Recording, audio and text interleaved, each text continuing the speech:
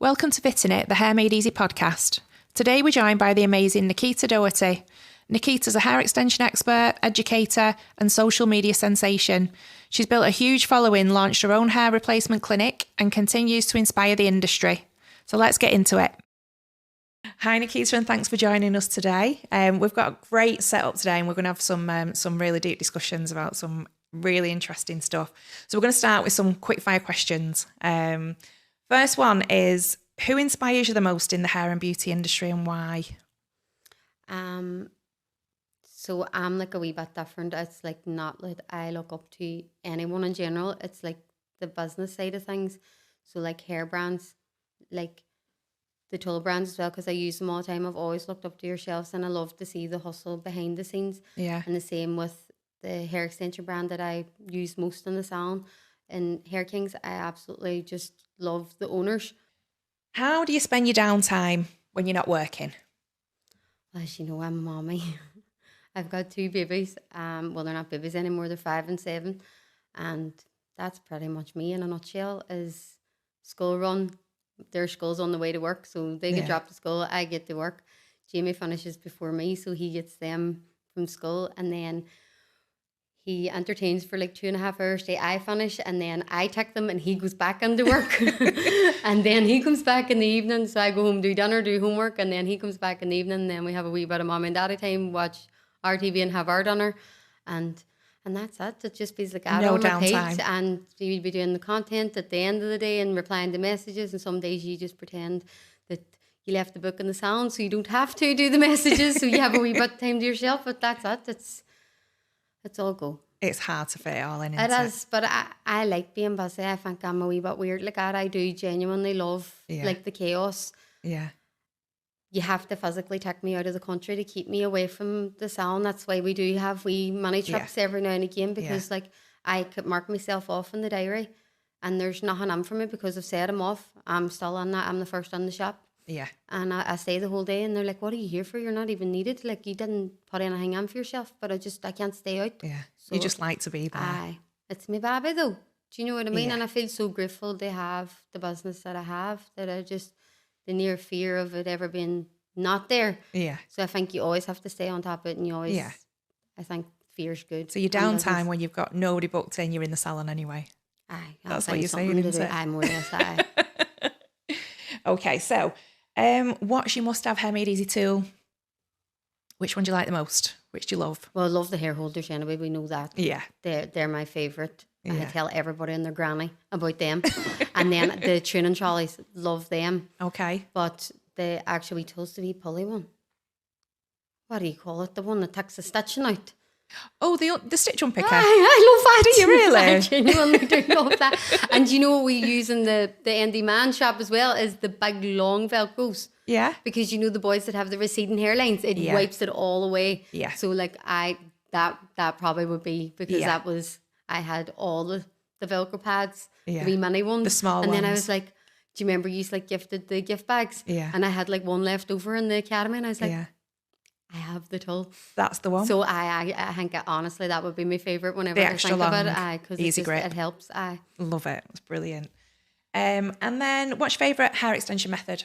Weave. Weave, straight off, no messing. No messing. Yeah. I just love it. I was like a nano worshipper my whole life. I would never put anything else, because I started my business doing micros and nanos. That's all I knew how to do. Kept doing weave courses and couldn't put my hand in. I couldn't really understand it, like how you putting that much weight on hair. Yeah. And I'd done like a few different courses, and I was just like, I don't get it.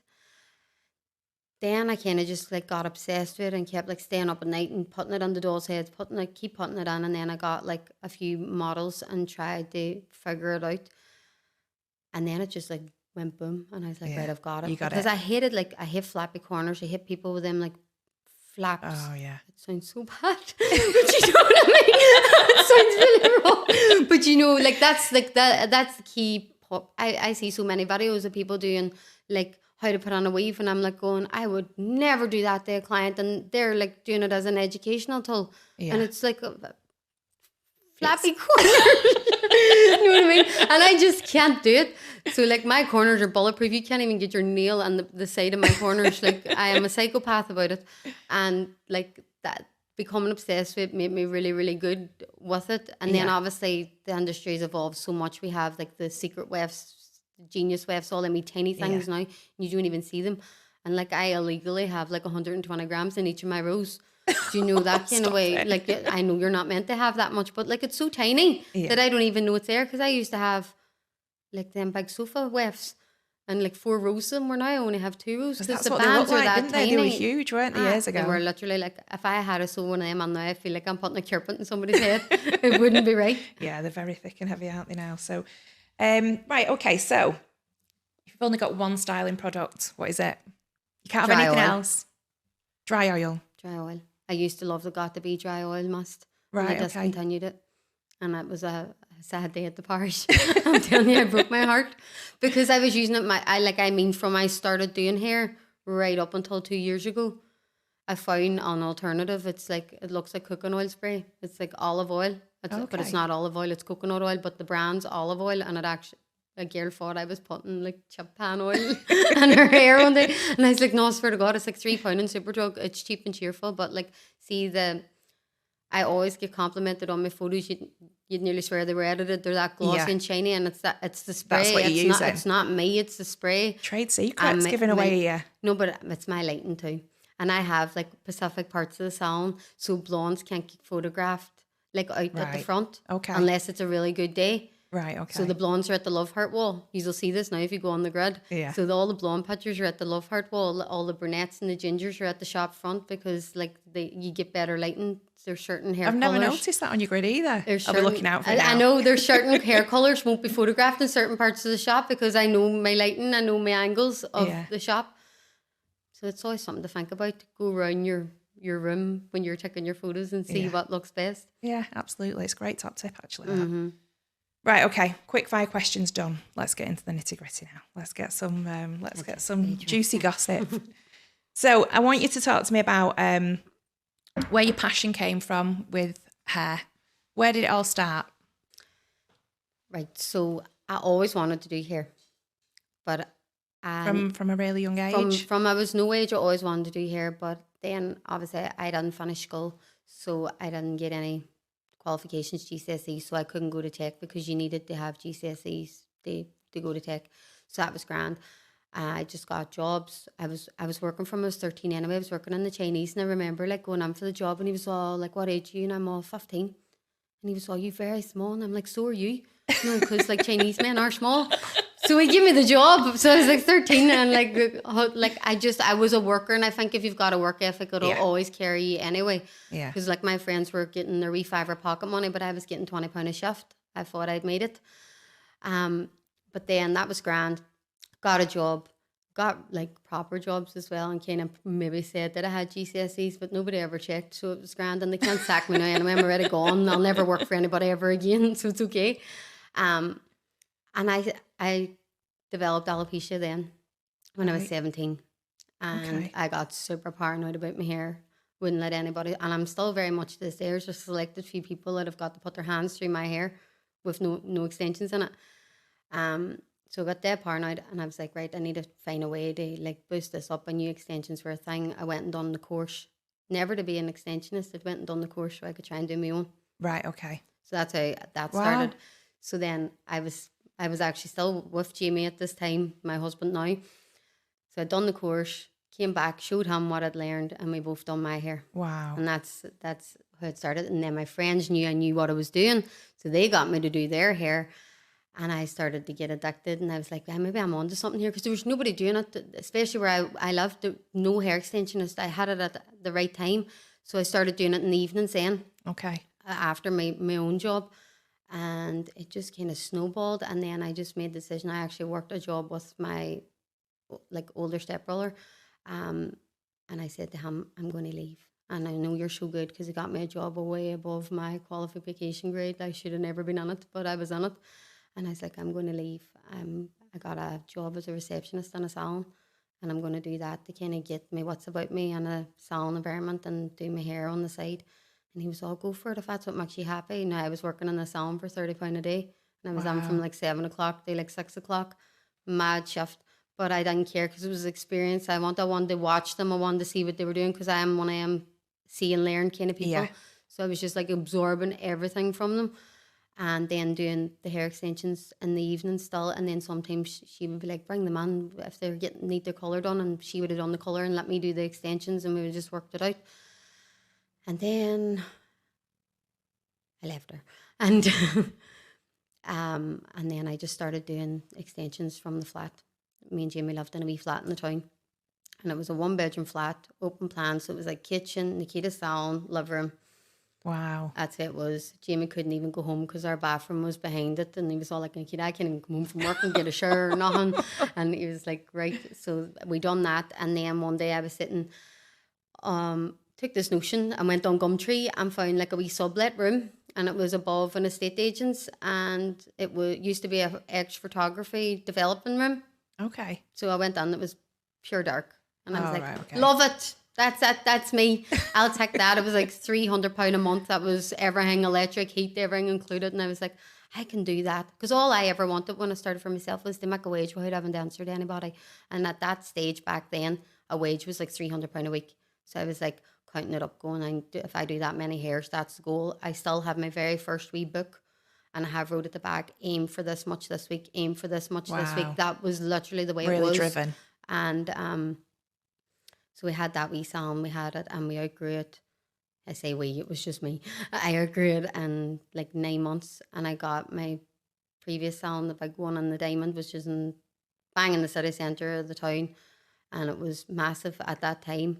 And I was there for 6 years, and then lockdown happened, and my poor salon got turned into a factory, a wig warehouse, a teaching centre, a retail shop. Whatever I was allowed to do in it, got converted. And then I hated it. And I was like, if I'm coming out of lockdown, I'm coming out swinging. So then I got my shop that I'm in now. And that was my lockdown project. So we came out of lockdown to the pink pretty studio. And it's stunning.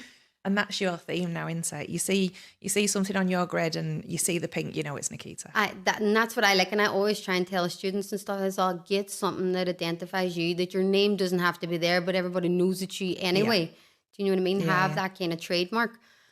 And it is hard, especially if you are working mobile or something. But I always think like banners and things like that, they're unbelievable to have, like a wee logo or something, just to have something that is specific to you, that somebody knows that's you without physically having to watermark it or anything. Yeah. Because I think you can get lost. You can very easily get lost now, can't you? And a lot of salons look the same because there is a style, there is that stunning, there is that aesthetics that is stunning and it's so aesthetically pleasing. But you don't know one picture from the next. You can't tell because everybody, like there's such a standard of hair extensions now. Everybody's works unbelievable. Do you know what I mean? Especially those that have been at it as long as I've been at it as well. And we all know each other. Yeah. But some of the salons, they tend to look the same in the end. And you're like, you need that. Yeah, you need to stand out. You need to stand out for yourself. And I practically vomit glitter anyway, so it's perfect to be pink. So how have you grown your social media so well? I mean, you've just gone huge. How did you start in that direction? See, I never was really on the Instagram. I didn't know how to work it. I was Facebook, and then my Facebook got hacked. Wow. And then I was like, right, so Instagram has to be the primary tool. But lockdown really, really helped me on Instagram. I never would have come on camera. I wouldn't have talked. I wouldn't have done things like that. But then, like, it was fight or flight during lockdown. Yeah. Went under survival mode. Me and Jamie started making funny videos. Do you know what I mean? Yeah. And he waved my hair. He done my wave. Do you know, like all that faff, just to kind of have like weekly entertainment. Some content during lockdown. Yeah. And I really put myself out of my comfort zone because I just didn't want anybody forgetting my name. Because I remember going back to when I was trying to build a name and trying to get clients. I was posting morning and night.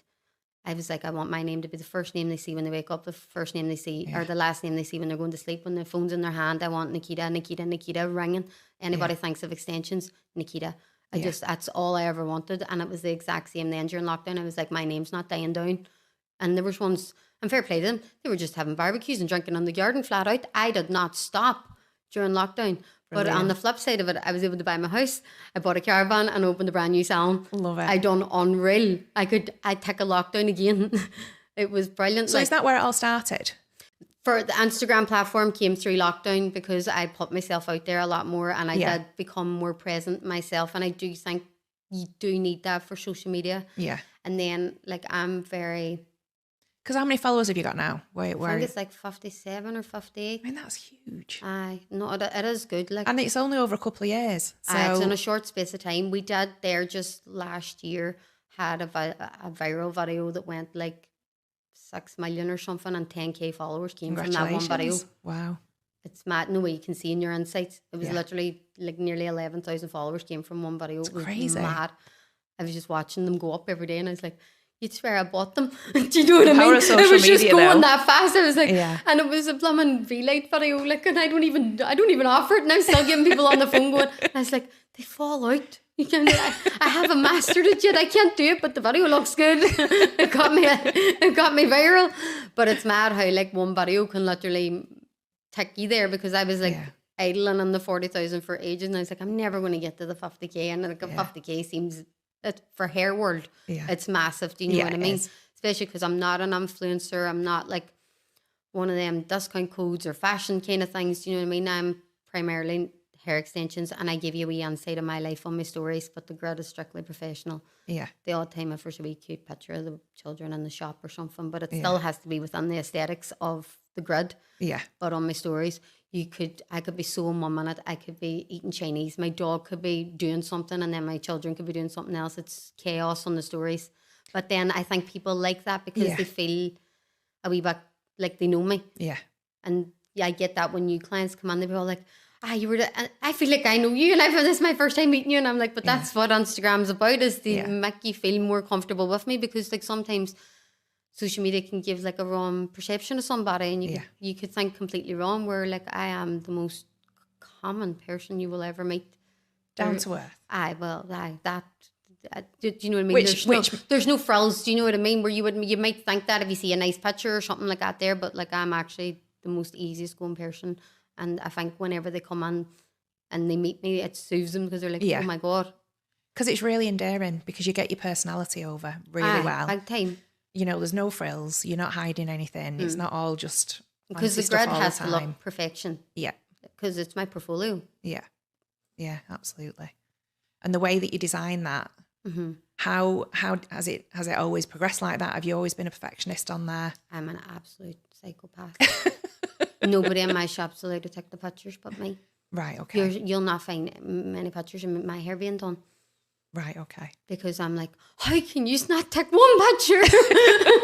And like poor Jamie now, because he obviously be over in the men's shop more. Yeah. And like sometimes he's like, he can work away now and do the new fits and all himself, but I'm still running over. Like, text me when you're nearly done. I'm running over and taking the pictures. Wow. Like, I'm not bad. So you're backwards, forwards. They're across the road from each other, so it's great. Right, okay. So I'll run over, I'll do the colour match, then leave him to it, and then I'll run back when he's nearly done, take pictures and be like, well done. Wow. You must be exhausted. But I love it. Wow. And I love it for him too. Do you know, because it's like, that was not his world. Yeah. What made you get into that? Where did that come from? So I initially done male hair loss course 5 years ago. So it'll be 6 years ago now, because obviously Andy Mann's nearly a year. And I just walked away from the course going, nah, it's not my world. I can't do it. Okay. Just scared me completely. And I think it's because I am so girly. But I was doing women's hair loss for a good few years at that stage. And I was getting asked anything for men. So I knew there was a market for it. And I was like, it's not my place. They had it. There's barbers out there. There's men that can take that lead. But nobody was doing it. And it was like an itch that I just needed to scratch. So when the start of last year, I was like, I do maybe yearly goals. And I'm like, this year I'm going to, I was like, the girl world is good. She's doing well. I've done enough kind of thing. There's nothing I haven't touched, you know, that kind of way. Yeah. It's like, I'm going to crack this boy world. If it works, it works. If it doesn't, it doesn't. And I went and trained again. And Jamie, me and him were like literally chatting, and he was all, I'd love to do that. And I was all, why don't you? And he was all, Nikita, at this stage, he was all, I'm 33, I can hardly go start doing hair. And I was all, but you can. He was all, it's not my world. I was all, it's not mine either. I'm a girl. Yeah. I'm doing women's hair. I was like, I know nothing about men's. Yeah. And he was all, I was like, you'd need to do barbering or something first. And at this stage, I was like halfway through my barbering course, because Right. barbering and hairdressing is very very different different. game. And like, I'm grand with scissors, but them clipper things, they give me anxiety. Like, because one wrong move and the boy's got a dent in his head. Do you know that kind of way? Yeah. So like, they scare the life out of me. And he was like, maybe I'll look into that. That's all I needed. Honest to God, Yeah. this was a She's Monday. off. We had this conversation. So the boy I was training with, I was all, when's your next course? And he goes, it starts on Wednesday. I said, book my Jamie on. And I said to Jamie then, Wednesday evening, pet, you're busy. And he said, why? So you're going to Belfast, you start your barbering course. And that was it. And I taught him the hair loss. And then the boy that trained me came over and qualified. Jamie then done a fit with him. And that was him qualified then. And he's ran He's with it. flown with I it. would never have been able to go where it is without him, Yeah. because I could only have done so much. I could have maybe took on like 4 or 5 clients and I'd have been like, that's enough. I can't, because girl world's so crazy as it is. But he's So what did Jamie do before? What's construction. Wow. I know. Come on, Jamie. It was not his world. And like, you have to see his skin fades and like everything. Like, he's unbelievable. I've seen his work. It's Like, incredible. It's mind blowing. I'm like, how? And we done a course together like not that long ago. And like, I made a mistake and he had to fix it and I was mortified. Oh, wow. And I'm like, this is my world and you're showing me up. So like but I think it's no bad habits, and all he knows is what he's been taught. Yeah. So it's perfect. Yeah. And the aesthetics, where did all that come from? Because it's stunning. I drew that on a piece of paper, you know. Wow. And I just literally was like, I want it like this and I want black and white. And I will say, like, the place that I trained was very like black and white. And I do think barbers are that black. And but at my academy, layout is very similar to Indie Man. Yeah. The layout and the design of like the building, I was like, it needs to be the same. I wanted to have like the Nikita Doherty feel, but like we need to buoy it up. Yeah. And I was like, black and white, but a greenery. Because I always have flower walls. Yeah. And I was like, I can't have a flower wall in a boy's shop. I need to have like, we'll just put grass. We'll do like trees or something. And I done it that way. And it just worked. I remember seeing that for the first time on your grid and I was just blown away. Because It was the maddest transformation. It's stunning, isn't it? No, I do. I love it. You must be so proud of what you've done there. I am, but my bank account was not proud of me. It was not. I was crying going, we better make this work. Because it was like, I didn't know if it was going to work. I took this premises. I was pumping all my money into this and I hadn't even done a client yet. Wow. Like, it was the biggest leap of faith ever known to man. But I feel like I kind of went with, because I was like, it's something for him. And he'll get to feel how I feel. He won't be like going out at 5 a.m, coming home at 8 p.m. and standing in the freezing cold. Like, he was a grafter, do you know what I mean? Yeah. And sometimes it really didn't suit our family. We work around each other and we're in the same kind of world and we're across the street from each other. Days we work together. Yeah. It's nice. I actually see him more. Oh, it's brilliant. No, it is nice. People are, oh, he's fighting working together. And I'm all, I love it. I get to see him. And like, the kids are at school if we're working together. Yeah. And so it's just us. You're strong then, because it's not easy, is it, being together all day and then you're together at night? We're 17 years together now. We'd need to like each other. It'd be bad crack if we couldn't move stand a couple of hours together. No, but he is. He sounds like a good man. You got a good one there, haven't you? He has to be. I would never go with me. So I want to talk to you now about what your week looks like. We've already talked about how busy you are. It's constant. You just, we can see it on your stories. We can see what you're doing. We can see how stunning that grid looks. We know all the different things you do. But what does a typical week look like? How do you fit in the photography that you're doing within the salon with everybody that's in there, being a mum, education? When do you actually manage to get your education in there as well? How do you juggle it all? It's going to sound chaotic, but for one, I will say I have a really good team of girls in the salon. So, yeah. And nobody really understands the way that we work. So it's not like, do you know when you have like a salon that has staff and everybody has columns? We don't have that. We have the day, and we know many people's working, and we're a conveyor belt. I know their strengths and their weaknesses. So if I section and they bead, and I'll run back and sew, and then like literally I could do 3 new heads at the one time. Wow. And like we all do it together. I'm obviously doing the main things of the sectionings, where the placement I wanted to go, I'll do the first and last bead.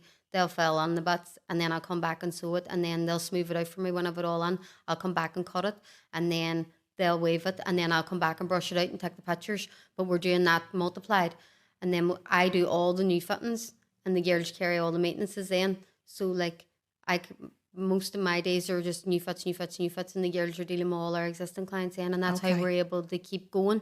But if there is times that there's like a wee bit of overwhelming of new fits, then we can bounce them up, and I can just bop along. So like literally, I could just I touch everybody's head in the salon at a given time, and they're the same, because like there's one of the girls on there, she can bead but she can't sew yet. Okay. So like we'll bounce, whoever's free, whoever's not sewing, we'll go, right, you check out that row and we'll sew there, and then by the time she has that out, we've finished that sewing, so we'll jump back then. We just swap jobs. It's like nobody Serious teamwork. I've never heard that before. It is a team, and nobody understands how it actually works, and that's why it's not like their individual jobs or my, like, it's everybody. It's just team. Yeah. I could not do what I do. I could not have the volume of clients that I have without them. And the clients still feel that personal touch from me, because I'm always there. Yeah. And I'm still touching everybody's head at certain times. And your clients are happy with that? Your clients are and fine it's not with... like she'll be chatting to one client, everybody chats to each other. So everybody's on the salon at the one time, but it's a whole big group. It's like just like a big... It's the best place to be. There's some crack and there's some very inappropriate conversations and madness, but they're the best ones. It's that place that like there's no filter. You can just say whatever you want, and we just have belly laughs, and you might get a 6-pack at the end of your appointment. A lot of nice hair, but it is that place that everybody feels comfortable. Yeah. And I just always wanted to be like that. I never wanted it. I get well intimidated going into places sometimes, especially for the first time. I'm like, oh yeah, God, and salons can be like that, and they don't mean to be like that, but just sometimes when there's a load of girls and you're walking in, you're like a wee bit, and you'll find that I'll find sometimes when the girls are coming for their consultation, they're dicky to the nines and the best dressed, and then whenever it comes to fitting, because they've already met me, know what I'm like, and they're just coming on pure comfortable. You could come on in your jammies, like it don't matter. It's that kind of place. Oh, it sounds amazing. We're gonna have to pop over and see you. No, if you've seen it in action, it's not near wise. But like it is, and it only is what it is because of the staff that I have. Yeah. So it's not just me. Yeah. I could not be me without them. And I think that's with any successful business, isn't it? You've got that team around you, and if you've not got your team, you can't do it on your own, can you? No, because if it was left to me, the books would have been closed years ago. Yeah. And I would only been able to do what I could do, because you can only do so much in a day by yourself. Of course. But Absolutely. we do like at least 30 to 40 heads a day between us. Do you know what I mean? That's some amount of extensions going out of the shop. Do you know that kind of way? But we always get it done. What's your competition like in your area? I don't look. I don't be like that. You don't know who's around you. You just focus on you. It doesn't matter, because like especially as an educator, you have to leave that behind you, because I'm teaching people to do what I do. So I'd be hypocritical if I thought anybody was in competition. But is that what I mean? Is there hair extensionists? Lots of hair extensionists in the area? My street that I'm on is Carlisle Road, and like literally the side that the salon's on, that's Hairdresser Street, and the other side's Barber Street. Right. So okay. like, but I always wanted on that street. I was like, that's when you know when you made it. Yeah. You're on that street. Yeah. That's how I felt. Everybody else mightn't feel like that. Yeah. But people were, what do you want, a street full of hairdressers? I've already fully booked diary. I don't need to worry about, I can't take a walk on. That's not my field. Yeah. Do you know what I mean? Yeah, yeah. So the competition side of it, I don't play with that. No, that's brilliant. It doesn't bother me at all. It's the way to be, isn't it? But regards to how the week goes, Mondays for teaching, Tuesdays for indie man, Wednesday to Saturdays for the salon, and then Sunday's family day. Okay. So that's how the week goes. You do one day off. Sometimes if it's just maintenances in the boys' shop, I'll take my Tuesday too to get my eyelashes and all done. Like I have the Mara, Jamie's on himself. But if there's new fittings on and stuff, like we'll double up the day. Yeah. But I'm checking tomorrow. Love that. Brilliant. Okay, so let's talk education. So what was the last course you went on? When did you last do your bit of education to get you to the next stage? In May. Oh, right, okay. Last year. That was all the male hair loss. Right, okay. So I went away for a week. On the Monday, I done the male hair replacement. And then the Tuesday to the Friday, I done the SMP, the scalp micropigmentation. And that was in England, in Birmingham. So I was away for a week. Right, okay. It's hard. Was it? Aye. See, especially the SMP, because that's completely not my tools. Do you know what I mean? Yeah. The hair replacement was easy because it was fake hair and I knew what I was doing, but this was the tattoo gun. Right, When I okay. tell you, I came back after the first day of tattooing a melon for several hours. Wow. I wanted to throw myself in the van. I was like, I'm coming home. I was on looking at flights. I can't do it. I'm not going to tattoo somebody's head. Definitely not. So the tattooing, what happens there? So went back on my day 2, continued with Melly. We made great friendship. And then on my third day, Melly the melon. Melly the melon. And then on my third day, that was me doing a live model. I didn't sleep. I swear to God, I Wow. was terrified. That's scary. No, it's so mad. Like, they're just like, after 2 days, they're going to let you put a tattoo to someone's head. And I'm like, and it's wee dots, Yeah. like dots. And then all the dots start to look the same when you stare at them too long. And I'm Right. feeling, and then I'm so like, don't know if you call it OCD, but I'm so precision. But you're not allowed to be, because then you'll do straight lines of dots. Oh, okay. You nearly have to do like what I do anyways, like a flower. So you do Right. dot, dot, and then we one in the middle and then go round. Like, that's Right, the way okay. I kind of learned to do it, Yeah. to stop myself from doing straight lines. Yeah. Because like, you just wore out a ruler on the melon at the start. So what was your model like at the end of it? Were you It happy was with class. See, when I done a person now beforehand, I was like a human vibrator. It's the only way I can describe it. And then once I got to their head, my hand just like stalled. It was like I just switched Wow. on. It was the maddest thing, and I was like, thought I was going to die. And then I came home all buzzed. And then I had my second model then on the 4th day to be signed off, and he was such good crack that he made everything just calm Yeah. and easy. And they were 4 or 5 hour jobs. It wasn't like a wee hour thing. They were. Yeah. It was a long job, and I was like, God, right. And that got that done. So and was it then a full head? You have to do the whole head? they were full skin heads. The ones that were for the models. I was like, no, give me a wee receding hairline or something. Do you know, something a wee bit easier? But no. And then I came back, and boys looking in straight away.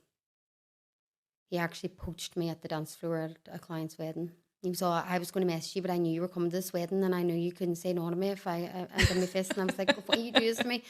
So I kept trying to talk him out of it, because I genuinely was so scared. I was like, I don't think it's for me. And then Jamie was already coming into that world. And I was like, I'll get him to do the course. I'll send him on it. He'll take to it better, because he doesn't know anything. But this boy was adamant that I was doing his head. He was not giving up. And I was like, you know what? I booked him in. I'd done a consultation. I dragged out the process to make it last as long as possible, thinking he would change his mind, because I was just taking too long for everything. And then it was like the night before his fitting, and I had the message wrote out. Sorry, I don't feel like I can do it. Like, my nerves are shot, blah, blah, blah. I didn't send the message. I went on and I done it, and he's delighted. He loves it. Like, brilliant. you had to see him. He came into my girl shop across the road like a couple of days later and was all like, look, isn't it amazing? Or like, and amongst all the girls going around, each client going, look. Oh, and I was like wow. looking, going, oh my God, I actually did that. No, and So it's life-changing, that, isn't it? It's unreal. Like, it's so good. And then Jamie, obviously, he went to Marbella. They have a train at the place I trained, have Birmingham, London, and Marbella. And it was around Halloween, and we always go away for Halloween. So I was like, we'll go on holiday, you go training. So me and the babbies had a wee break, and he done the training. So it was really, really good. And he's flying with it. So is it something you do regular? Is it something that they come in for quite So often? you have to have like 3 sessions with it anyway. Do you know Okay. that kind of way? So the first session's like getting a foundation on it. Second session, it looks done. Third session's just like a top up going around it. And then that's them for like a couple of years. Right, okay. It's good. Like, it is. exciting. It's just so strange, because again, it's so big here and not big at home. So you're still trying to sway people under a different way of thinking, going like, what do you mean you can give me a fake hairline with a skin head? Do you know that kind of way? Yeah. They don't understand it. And I just wanted to have options, because like fake hair, like the toupees aren't always an option that like a man wants to go for. They do. Some men just think like, I know I don't want to feel like I'm wearing a wig. Yeah. So we'll shave your head and we'll give it a hairline and give you like a skin head look. Yeah. And it's class. Yeah, it's brilliant, isn't it? What a confidence booster as well, because I know men struggle with lack of hair just as much as women do, and I don't think... Like, I didn't think that. But like, see the vulnerability and the stories that I get. Yeah. Like, I'm there, like, it broke me at the start, because I don't know, dealing with a man's traumas, like, I think I've got stronger with women, because I am actually really, really soft. But I've learned to cry when they leave with the women. Yeah. But like with the men, I was just like crying, like men losing their hair because their marriage is breaking down and stuff like that. Like, you don't you don't hear that from men. No. So then me getting that side it, I'm going home going, it's awful. It's so bad. Women are, they're so bold. Yeah. Because I'm so used to men being bad. Like, he's so bad. Don't you go back to him? Do you know what I mean? Now I'm getting it on both sides. side. And I'm like, women are worse. That poor man lost all his hair because his wife's bad. Oh, no. Do you know what I mean? Yeah, yeah. But I just wanted to have options and not just be the toupees, because I feel like I have so much options for women. I can do this, this, or this. I wanted to have the same kind of feel in the men's shop if I was going to do it right. And I wanted, initially, when I was going to do the men, I was going to just renovate a room in the back of the salon. But then they'd still have to walk through the pink. They'd have to come through all us girls. And I was like, no, it needs its own place. So they have like their own wee studio that's private. It's up the stairs. Do you know, that kind of way? Yeah. So like both have the same experience. So when they come in, they're upset, they tell you the story, they explain, you know, they've lost the hair, this is the reason why they've lost the hair. What's the difference with the way that they walk out then, especially with the replacement systems? How do you see the impact that you've made on that life? Men are different. Right, so, okay. Like, I feel like God in the pink shop. Okay. This is where we'll go. They'll hug me. They'll practically kiss me and they'll be like, Nikita, thank you so much. I love it. And they're taking selfies in the mirror and it's like, oh my God, look at my hair. Yeah. Men are like, cheers. Cheers, lad. Right, okay. Thanks very much. And they're gone. Okay. I get the message later. Yeah. Thank you so much. Can't believe it. Like, I'm well overwhelmed. Sorry, I just ran out, because they're just like so taken aback. Yeah. And they are more vulnerable. Do you know what I mean? Yeah. You'll get the odd one and I'll be like, geez, that's me. That's class. That's some job. Same man pictures. No, like, you get a few cheeky chappies that will be no more upfront about it. But most of them are like Usain Bolt out of that place. And I'm like, I don't even know if they like it. Yeah. Do you know? But then I get the message later. They're just a wee bit more delayed with their reactions. And probably too, because I'm a girl. Do you know? Yeah. They're a wee bit different. Like, Jamie gets a different side than what I get. Yeah. I get the vulnerable side. He gets a what's the crack? You going to the gym? You going blah, blah, blah, blah. Yeah. We know them differently. Yeah. I think that's just girl-boy relationships anyway. 100%. Yeah. That's brilliant. So let's go back to your education. So thinking back over the years, you know, you've started up. How many courses did you start with? So you first started, you did your education, and then you got cracking with it. You got your salon. How long was it before you started going on courses on a regular basis to top up your skills? Oh, no, straight away. Right, okay. See, my first course was a Mickey Mouse course. Let's call it what it was. Yeah. It was like 5 methods in the one day. And there's so many of them out there now. It literally was. But I didn't care at that time because it was only to learn to do my own hair. Yeah. Do you know what I mean? All I needed was one method out of them 5 that I could find that works for me. And I was like, I surely don't really know what I'm doing. I was winging it at the start of my extension career. Do you know, that kind of way? Yeah. But again, I was very fortunate because nobody else was doing it. And I got to make all my mistakes. And I got to fix them all too. And a lot of people don't have that privilege now, because if you make a mistake, they're running to the next stall and going, she raked my hair. Yeah. No, like, where if I made any mistakes, I was the only one that was able to fix it as well. Yeah. So like, I was able to build a really good relationship with my clients, and every mistake you make, you learn from it. You never make the same mistake twice. Yeah. And I still make mistakes. Do you know what I mean? You're only human. Absolutely. You're going to do everything the best way you know how, but that's not going to be the best thing for that client at that time. And it goes back to takes 3 appointments. Yeah. You have the way you know how, the way the client thinks they want it, and then you have the third time, as that's when you get the sweet spot with the client. Yeah. It takes you 3 appointments to get it right with a client. And I think everybody needs to remember that. And I always tell my students that a client telling you what they prefer is not a reflection on what you've done. Yeah. That's you building a relationship with a client. Yeah. And that's you then making them happy. If you're stubborn and be like, no, it needs to be done that way, that client's not going to be comfortable with you, because they can't chat and tell you what they like and don't like. I have one client that her weave stops behind her ear on this side and comes close on this side. It is the most unaesthetically pleasing, but she wears her hair like this all the time. Okay. And that's the way she likes it. So I obviously, when I first done it, brought it close on both sides to follow the front, but she didn't like that. She's all like, the way I wear my hair, Nikita, I just feel like I can't get that bit back enough, because that hair's always, especially when it's grew out. And I was like, well, what if I take it back on that side? If you always wear it like that, I can take it back. But you know, when it's all down, you've more layer on this side than you do on this. And she's like, I never wear it any other way. And I was like, right, I'll take it back. She loves it. That's the way she wears her hair. And I'm the best in the world for doing it for her. And I think some hairdressers would be really scared to do that because they're scared to be judged or scared for another hair extension specialist to see that you've fitted somebody's hair in that way. But it's obviously It's what something she suits them. It's needs. what she wanted. Do you Yeah. know what I mean? I'll obviously tell her. Anybody looks at that, you tell them you made me do it that way. Yeah. Do you know what I mean? Yeah. But like, it's having that jokey banter and having that client relationship with them. Do you know what I mean? Yeah. I tell them everything, and they know that they can text me and be, "Oh, Nikita, I ripped my stitch out." I'm like, 2 seconds, come on. Yeah. No, it's grand. Yeah. There's not an issue. There's not a fee to fix things like that. And I think that's where the industry's nearly going. Is they're trying to charge for everything. Yeah. Do you know what I mean? The client didn't mean to break her stitch, and I didn't break her stitch. Yeah. But it takes 2 seconds to fix. Why are you going to charge them to fix a stitch? It's 2 minutes out of your day. Yeah. No. And I think because we have And we need more of that, don't we? We do. And you have to remember, we're so privileged to be in this industry and have like a good reputation and have a fully booked diary. So look after it. Yeah. It can't be about money. There's loads that I do that goes unpaid, and there's times I've made silly mistakes where I've put 4 packets in instead of 3 packets, and I've got to tell them, I'm like, oh, I read the book wrong. So that client's away out with an extra blooming 60 grams of hair that she hasn't paid for, and I've had to take it on the chin because it was my mistake. Yeah. But then I'll not tell her that she's in for maintenance, and I'm all dull. You know, whenever you're doing new hair, you've actually got this many grams on. I made a boo-boo. So just if you want that volume again, no, it's going to be that because you obviously have to give them a heads up, because then if I then put the right amount down on our next batch of new hair, she'll be like, it's not as thick as it was the last time. Yeah. But like, transparency, isn't it? It's just being honest. And it is. But I make so many mistakes. I cost myself a fortune. That never costs the client. Even if I'm customizing their hair, and the girls in the shop always get on to me. They're all, Nikita, you're going buying all that colour, but the price is still the same as what. And I'm like, no, I really need to start charging for the colour. Like, why am I doing that? But I'm just so obsessed with the outcome that whatever it costs, even if I made minus pounds, I got a nice photo.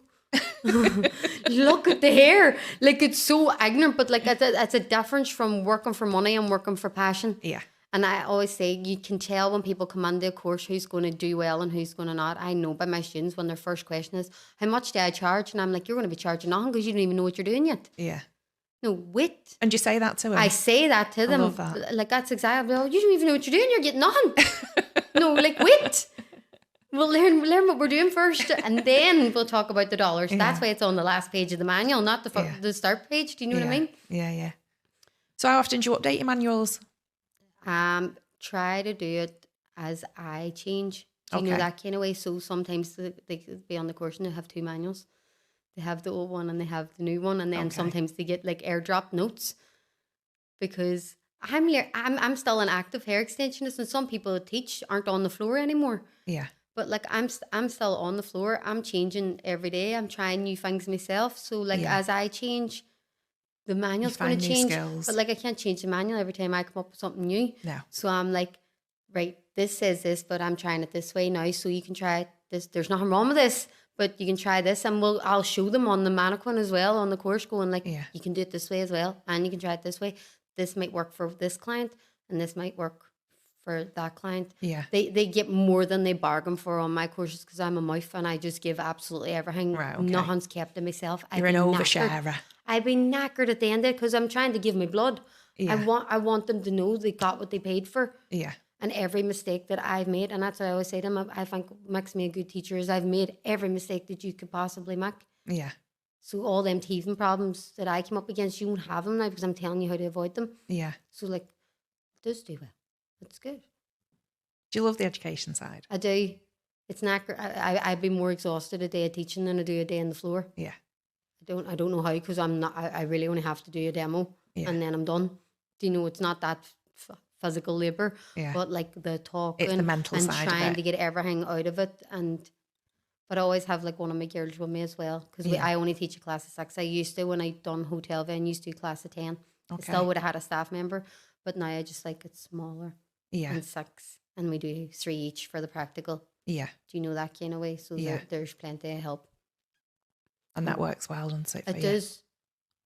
The one-to-ones is an option, but like the classes are that intimate, I don't think anybody needs to book me for a one-to-one, because they get absolutely everything out of me anyway, and then they have the crack with everybody else, and then they have a wee group of friends that they know. Yeah. and they've met from all different parts because they Share travel from all over. Do experiences. you know, that kind of way? Yeah. So it's like a wee networking thing too, because I always think you should have friends in the industry. See people that try to go it alone and not be friends with people in the industry, you're going to struggle. Yeah. Because like, especially you come up against a client needing their weave removed for an MRI, you're not in the country. You need to have somebody that you can text. You need that network, and be don't like, you? can you help me out? I'm on a pickle. My client needs to weave out like ASAP. Yeah. If you keep yourself to yourself and don't have any friends that know how to do it, then it's not going to work. You're in trouble, aren't you, Yeah. really? Yeah, absolutely. So you do in-person education. How do you feel about doing online courses? So I did try it. I did do online during lockdown. Okay. I physically taught online, but I couldn't do the pre-recorded videos and just send them on. It's just, I feel like I'm not that good at it. Not that I'm not good at, I am good at explaining things, but I'm like, I just need to be physically present. That's just the way that I am. I Yeah. feel like I want to go through the phone and check your hands if I'm watching you trying to do something. So like when I was teaching during lockdown, I done it via Zoom and it was 1-to-1.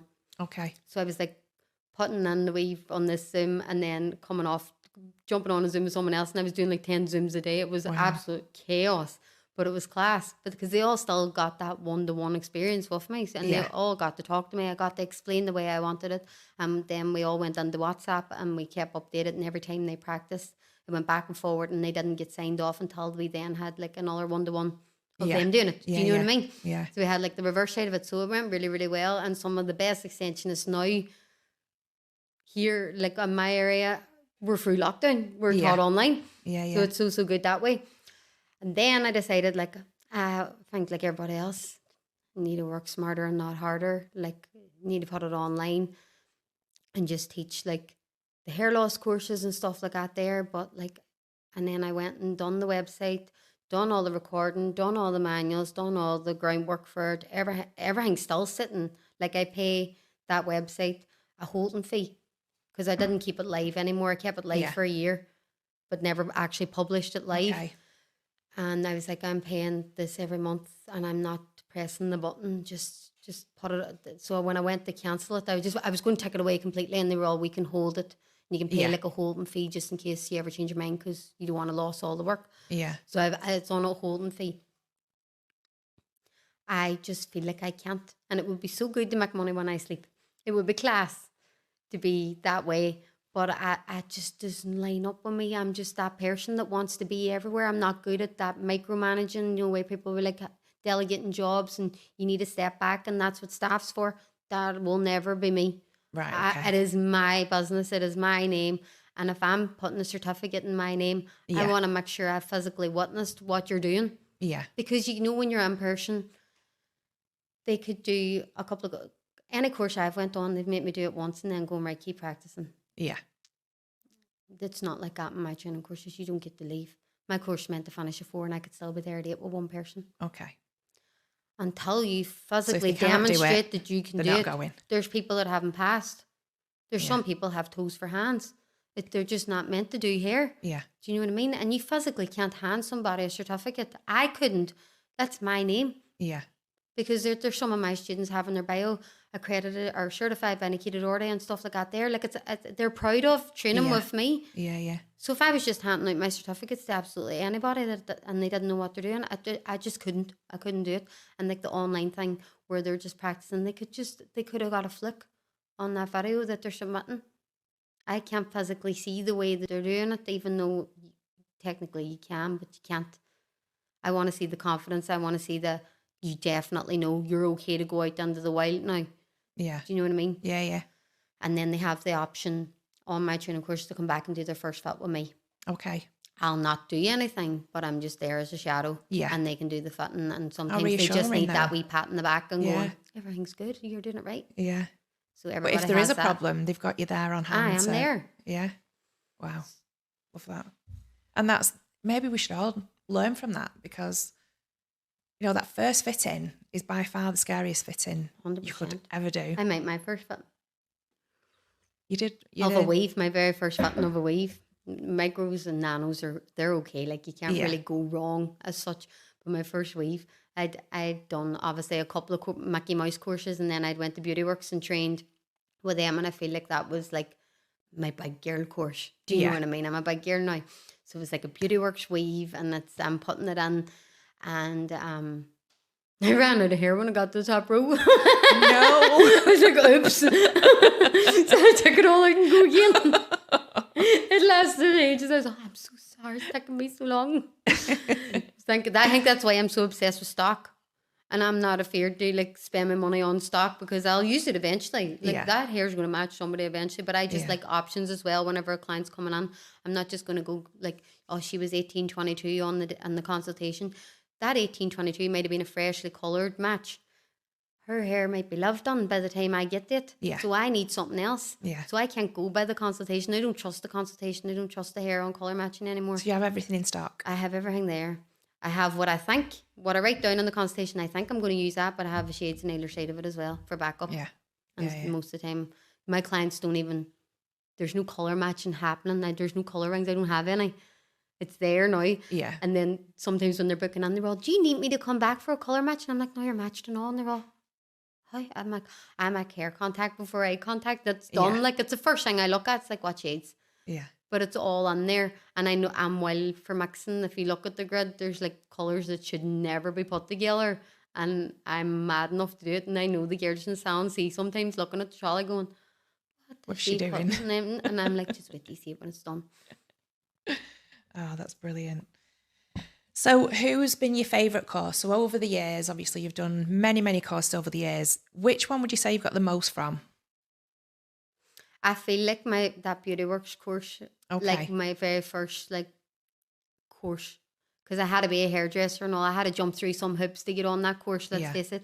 And there was no Irish Beauty Work trade accounts when I trained. Right, okay. I was the first. I brought Beauty Works, the Irish soil. Do you know what I mean? Okay.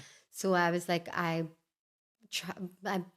tried really, really hard to get that course. I'd done a lot just to be able to do it. And I mind them being all, because they were so small. I think they had like 5,000 followers at the time. And they were like, you came the whole way from Ireland to do this course. Like, even they were like, oh my God. Yeah, and huge. I'm like, aye. It was like the proper, it wasn't as expensive as it is now, but it was expensive then. It was like £200 for a weave and all. Like, that's how much it was for the clients. And they were like, Nikita, they used to be £100. I'm like, but this hair, do you know what I mean? Yeah. And I feel like it really got me into the theory of it, where the rest of the courses never really went through, like a consultation process.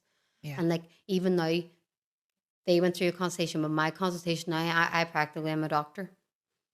You have to see my questions. Yeah. I'm going through it. Yeah. I'm making sure I'm making no mistakes. I'm doing patch tests to make sure that you've no allergies to metal or nickel. I'm doing it all because like I make mistakes that way. Yeah. And like psoriasis and all that was never taught, to do patch tests to see if the scalp will flare up if they have psoriasis and all. And that's something I teach now, because like I had the flare-ups. Yeah. And then I'm sitting with an angry client going, nah, my hair, I can't wear this hair that I paid a clean fortune for because I've got psoriasis. So we should know. The only good side is if they do flare up, you can make a weave on the clip-on, so always chance them with a weave. But you've done loads of courses, haven't you? We were talking loads. Earlier. Like I've trained far too. I used to have my certificates on display, and then it just started to tick the past that they can't physically display them anymore. The wall's not big enough. The wall's not big enough now. So, but even like with the men's shop, there's like 10 certificates on there, and we're only up and going. Do you know what I mean? Yeah. The shop isn't even open. It's like on eight months or something. Yeah. And there's been so many courses for that alone. So like on Girl World, I've been going at it for years. Yeah. And keeping on top of all that it's not easy, is it? No. It's not easy, but it's essential. You have to keep yourself current, because there's some people who trained years ago and then they're stuck in their ways. Yeah. Everything evolves and you kind of need to keep with the times. Yeah.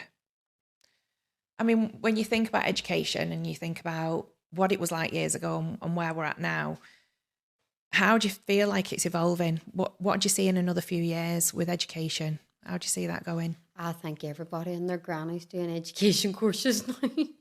It's so bad. And I feel like there's ones that even have only came into the industry within the past maybe 1 or 2 years, and now they're teaching. And I'm like, you don't know enough. You might be really good. Your work speaks for itself, but like, I And think you there can't needs to buy be a bit more experience. credibility, do you Yeah. know, for an education side of it. I Yeah. feel like you need to be grafting a wee bit longer and have a kind of more of a reputation. Maybe that's me just being ignorant. I don't know, but I feel like I fully 100% I agree think with you you. need to be like, there's people do a 1 day course and then their bio is a hair extension specialist. No, you are not. You know how to do extensions. You are not a specialist yet. Yeah. You cannot call yourself that. That takes years. You know, if we're Years. being honest, it's It's years worth years. of... I only kind of start to feel comfortable showing that term about because I've come up against it all. Yeah.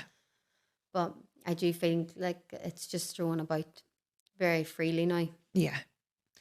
But I think it's just I wear my heart on my sleeve, and I hate if the girls would ever call me their boss or whatever. I'm not. No, we work together. Yeah. I don't want to be a boss.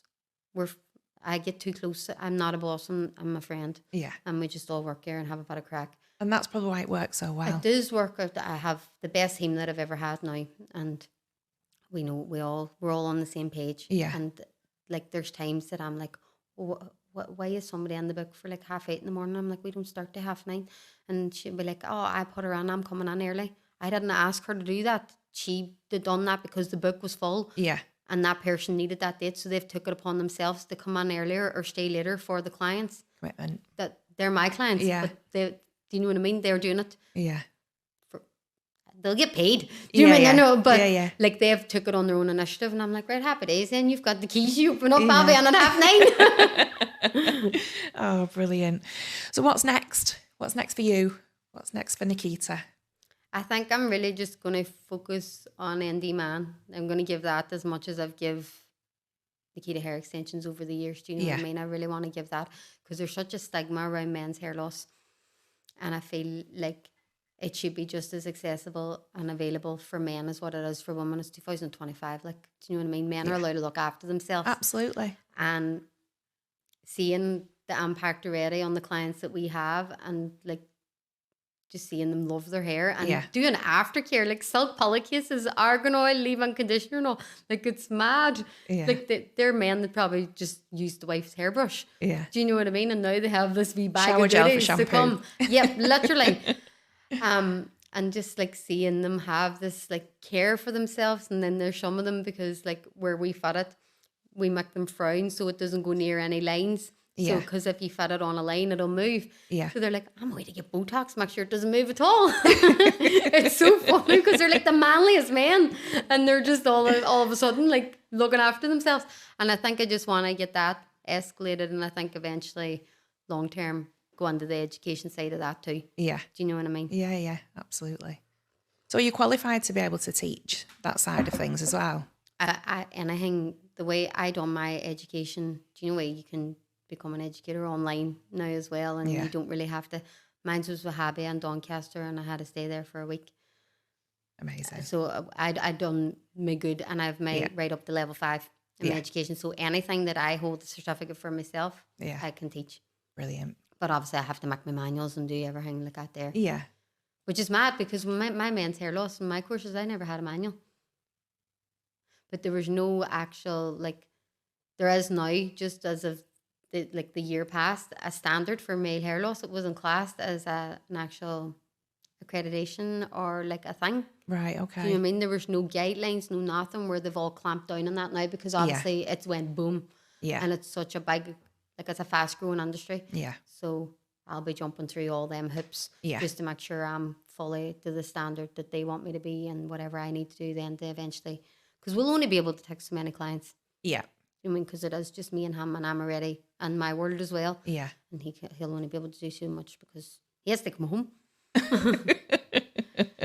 If you're going to give somebody some advice, so somebody wants to be Nikita, somebody wants to become the best that they can possibly be, and you know they're going to put the graft in, what sort of advice would you give that person? To be obsessed with it. It's obsession, isn't it? Be obsessed. Nobody can, like, hard work beats talent when talent doesn't work. Yeah. I always think that. Yeah. Like, you could be the most talented person, but you're lazy. You're not consistent. You're not posting.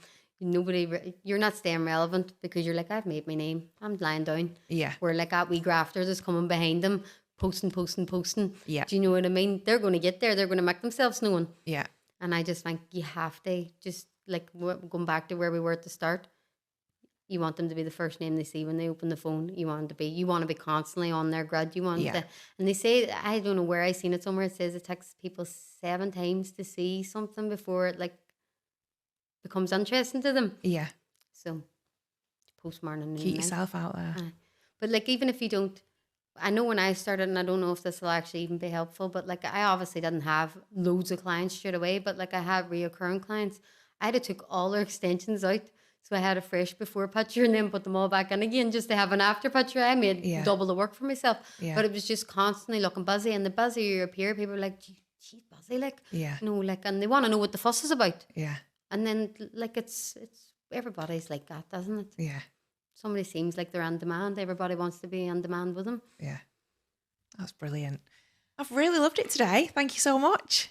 Thank you. Thank you for having me. You're very welcome.